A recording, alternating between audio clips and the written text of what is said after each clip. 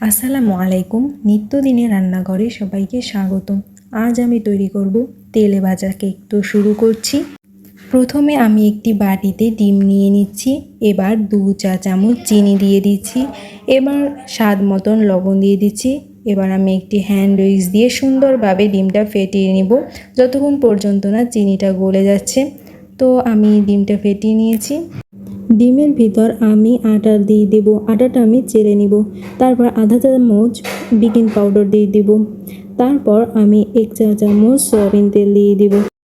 1 চা চামচ গুঁড়ো দুধ দিয়ে দেব। এবার আমি সুন্দরভাবে এটা মেখে নিব।